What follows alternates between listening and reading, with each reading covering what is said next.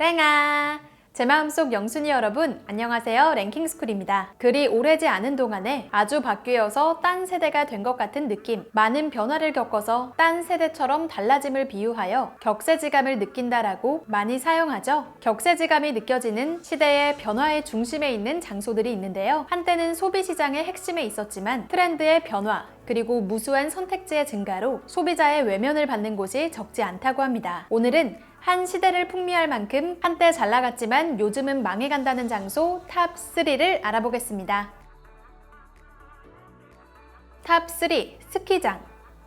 찬바람이 부는 겨울이 되면 생각나는 대표 레저 스포츠로 통하는 스키와 스노보드. 80년대 후반 경제 호황기에 힘입어 스키장이 우후죽순 생겨나기 시작한 뒤 겨울 레포츠의 꽃으로 불렸는데요. 60, 70년대생 이용객을 중심으로 뜨거운 인기를 누리던 스키장이 2000년대 후반 이후 지금까지 몰락의 길을 걷고 있다고 합니다. 겨울이면 연간 회원권을 끊어 가족과 함께 스키장 나들이를 떠나고 친구들과 스키장에 놀러가 일일 스키 캠프에 참가하는 것도 다 옛말이라고 하죠. 한국 스키장 경영협회가 발표한 자료에 따르면 국내 스키장 이용객은 평창 동계올림픽을 유치한 2011년에서 2012년 최고치 686만 명을 기록했다고 하는데요. 하지만 평창 동계올림픽의 호재도 잠깐 2014-2015 시즌 511만 명, 2018-2019 시즌 439만 명으로 매년 10% 이상 감소 추세를 보이고 있습니다. 평창 동계올림픽 이전의 주요 스키장들의 이용객 수를 살펴보면 더 심각한데요. 용평 리조트의 경우 2007년 이용객 70만 명에서 2019년에는 28만 명으로 무려 50% 이상 하락했으며 무주 리조트는 2014년부터 2017년까지 4년 연속 80억가량의 영업 적자를 기록했습니다. 웰리 힐리파크는 2015년부터 2018년까지 이보다 더 심한 284억 적자로 위기에 놓여 있는 상태라고 하네요. 실제로 더 큰 문제는 전국 스키장의 침체가 인근 펜션, 식당 등 지역 상권 전체를 무너뜨릴 수 있다는 데에 있는데요. 스키장과 펜션, 식당 모두 겨울 한철만 바라보며 생업을 이어가고 있는데 해가 갈수록 급격히 줄어드는 방문객의 시름만 깊어지고 있다고 하죠. 레포츠 업계에서는 저출산에 따른 인구 증가세 둔화가 침체의 원인으로 분석했다고 합니다. 과거 스키장을 찾던 주요 고객층은 60년대생들로 2010년 초반까지만 해도 이들이 90년대생 자녀들과 스키장을 자주 찾았지만 세월이 흐르며 60년대생의 이탈이 시작되고 2010년 이후로 주요 고객층인 60년대생을 대체할 수 있는 다음 세대가 필요했다는데요. 대한민국이 저출산, 고령화 사회로 진입하면서 2000년대, 2010년대생들의 숫자가 절반 수준으로 떨어져 스키장을 수요할 세대가 없게 된 거죠. 게다가 경제 불황으로 몇십만 원에 달하는 고급 레포츠인 스키에 선뜻 나서는 젊은 세대는 더욱이 찾을 수 없게 됐다고 하네요. 최근 젊은 세대 사이에서 해외여행이 대중화되면서 스키장을 갈 돈이면 차라리 짧게라도 해외여행을 가는 게 낫다는 의견이 지배적이라고 하는데요. 스키장을 이용하는 젊은 세대의 이탈은 피할 수 없는 흐름인 것 같습니다. 더욱이 겨울철 이상 고온 현상, 미세먼지 등 날씨 문제까지 더해져 스키장이 불황의 탈출구를 찾는 게 쉽지 않을 것으로 전망되니 안타까울 따름입니다. 탑 2. 패밀리 레스토랑.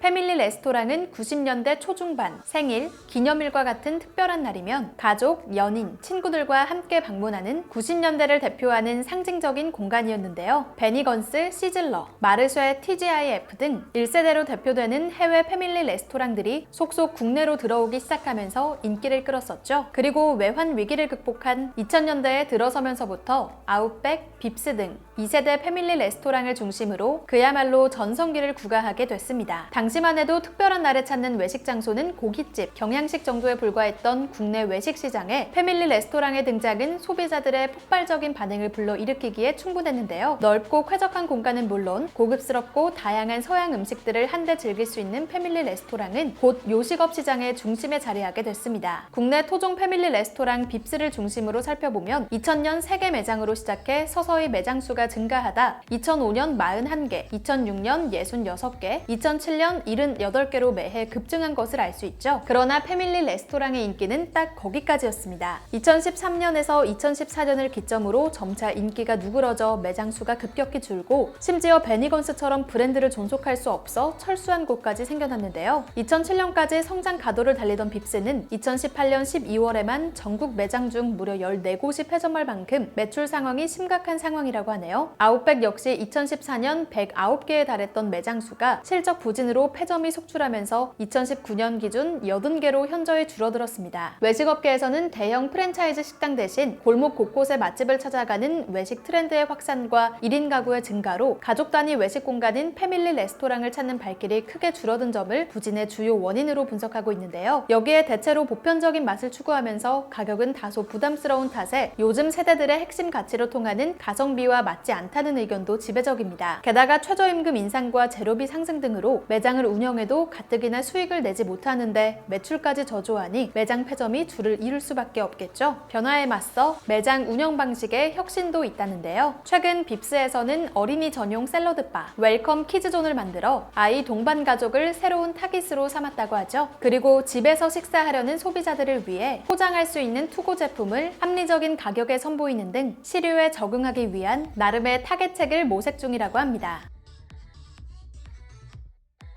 탑 1. 노래방.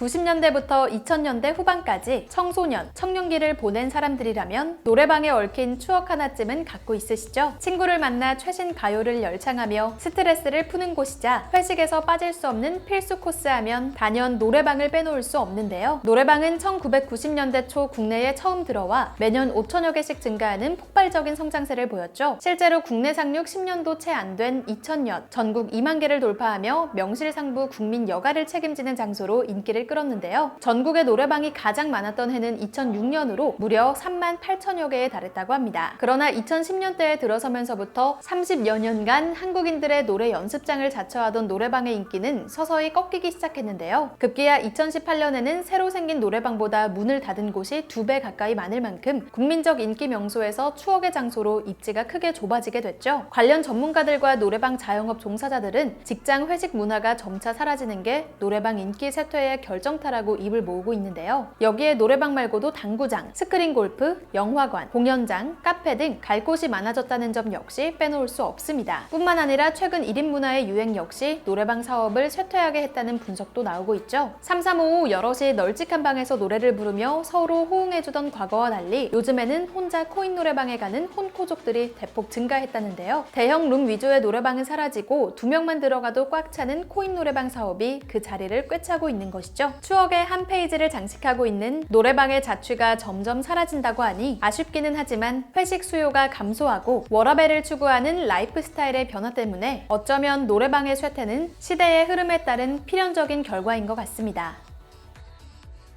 선택지가 너무 많아 무얼 선택해야 할지 모르는 시대가 도래했는데요. 지금 당장은 유행의 중심에서 큰 반향을 일으키며 소비되고 있어도 언제 차가운 외면을 받을지 누구도 알 수 없는 상황이죠. 어느 분야든지 간에 현재의 성공에 안주하지 않고 소비자의 선택과 기호를 만족시키기 위해 특화된 서비스를 도입하는 등 변화에 보다 적극적으로 대응하는 노력이 필요하지 않을까요? 지금까지 랭킹스쿨이었습니다. 감사합니다.